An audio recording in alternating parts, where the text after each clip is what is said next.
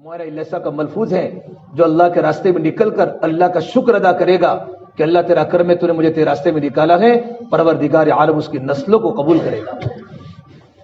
شکایت نہ کرے مجھے نہیں جانا تھا، مجھے پھنسا دیا، بلکہ مجھے جانا تھا، اللہ تیرا کرم تو نے مجھے لگا دیا، اور میں تو بڑی بڑی بیماریوں سے، بڑی بڑی مصیبت سے میں بچ گیا۔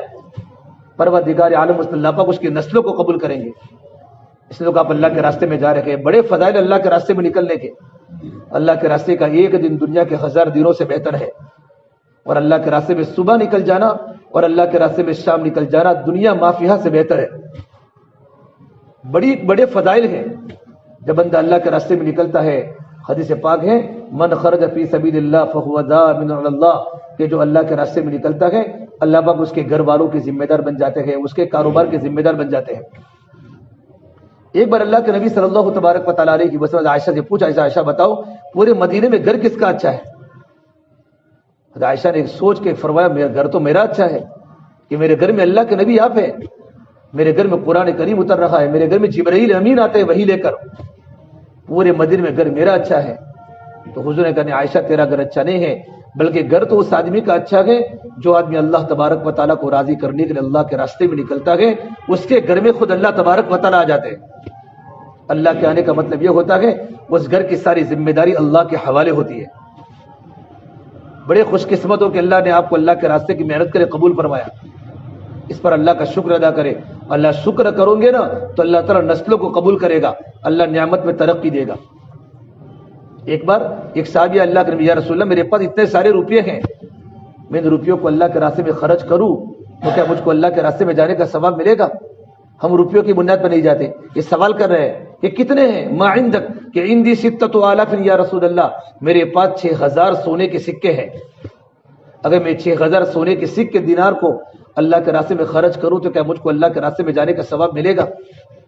تو آپ نے فرمایا اگر تمہارے پاس 6000 دینار سے بھی زیادہ اگر تمہارے پاس دینار ہو اور تم سارا کا سارا راہ خدا میں خرچ کر دو تو وہ اللہ کا بندہ جو اللہ کے راستے میں نکلا ہوا ہے اور اللہ کے راستے میں نکل کر خالی آرام کرتا ہے، سوتا ہے، اس کو سونے پر جو اللہ کی طرف سے اجر ملے گا تیرے 6000 دینار سے بھی زیادہ خرچ کرنے پر نہیں ملے گا، اتنا ثواب ملے گا۔ ایک صحابی عبدالرحمن بن عوف، بڑے مالدار سے، مدینے کے ٹاپ صحابی ہے مالداروں میں، اور ٹاپ 10 صحابہ کرام میں ہیں جن کو اللہ کے نبی صلی اللہ تبارک و تعالیٰ علیہ وسلم نے 10 صحابہ کو جنت کی بشارت سنائی تھی۔ انہوں نے ایک ہی بیٹھک میں 30 غلاموں کو آزاد کر دیا، 30 غلاموں کو۔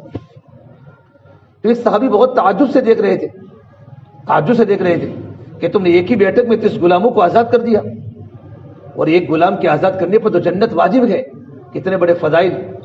تو کہا میں تمہیں اس سے زیادہ تعجب کی بات بتاؤں جو اللہ تبارک و تعالیٰ اس پر اجر دے گا، ثواب دے گا۔ ایک اللہ کا بندہ اللہ کے راستے میں نکلا ہوا ہے، اپنے سامان کو لے کر یہاں سے گھر سے نکلتا ہے، اگر کوئی چیز سامان کی زمین پر گر جاتی ہے اور گری ہوئی چیز کو اٹھانے جس کو تکلیف ہوتی ہے، تکلیف جو ٹیڑھا ہوتا ہے، وہ ٹیڑھا ہونے پر جو اللہ کی طرف سے اجر ملے گا، اجر اور ثواب ملے گا، وہ تمہارے یہ 30 غلام کے آزاد کرنے سے بھی زیادہ ملے گا۔ کتنے بڑے اللہ کے راستے میں نکلنے کے فضائل ہیں۔ ایک مرتبہ اللہ کے نبی صلی اللہ تبارک و تعالیٰ علیہ وسلم کے ساتھ صحابہ کی جماعت اللہ کے راستے میں جا رہی تھی۔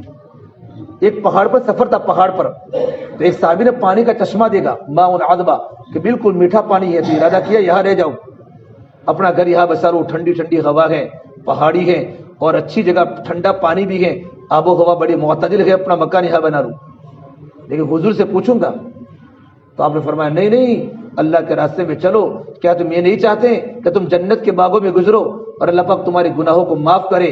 پھر فرمایا جو بندہ اللہ کے راستے میں اتنا نکلتا ہے جتنا اونٹنی کے دوہنے کے درمیان، جو آپ دیتا اونٹنی دوہتا ہے تو آدمی اونٹنی دوہتا ہے پھر دوسری مرتبہ اس کے تھن کو پکڑتا ہے، جتنا وقفہ ہوتا ہے اتنا وقفہ بھی اگر اللہ کے راستے میں ٹھہرے گا تو میرے نبی اس پر جنت واجب ہے، اللہ اس پر جنت کو واجب کر لیتا ہے۔ تو میرا اللہ 40 دن میں اللہ کیا دے گا؟ آدمی جب اللہ کے راستے میں نکلتا ہے اور اللہ کے راستے کا اجر سب سامنے ہوتا ہے نا تو آدمی کو نکلنے کا شوق ہوتا ہے۔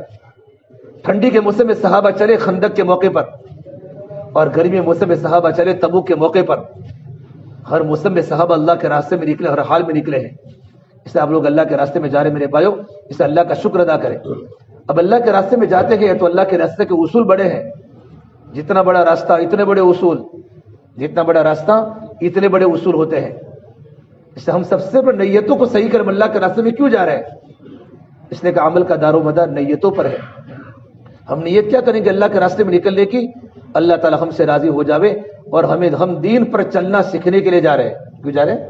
دین پر چلنا. وہاں کوئی پوچھے گا بنگلور میں کوئی لے کے بیٹھے گا، کوئی علماء بیٹھیں گے، بڑے بڑے مفتیان ہیں وہاں کہ تم اللہ کے راستے میں کیوں نکلے ہو؟ کہ اللہ تعالیٰ ہم سے راضی ہو جاوے اور ہم دین پر چلنا سیکھنے کے لیے اللہ کے راستے میں جا رہے ہیں. میری زندگی میں اللہ کا دین حقیقت کے ساتھ آ جاوے، میں اللہ کا دین سیکھوں. میں دین سکھانے نہیں جا رہا، دین سیکھنے جا رہا ہوں اور اللہ کے نبی کا امتی ہوں. تو امتی ہونے کے ناطے میری ذمہ داری ہے اللہ کے بندوں تک اللہ کا دین پہنچانا. یہ نیتوں کو اللہ کے راستے میں نکلے.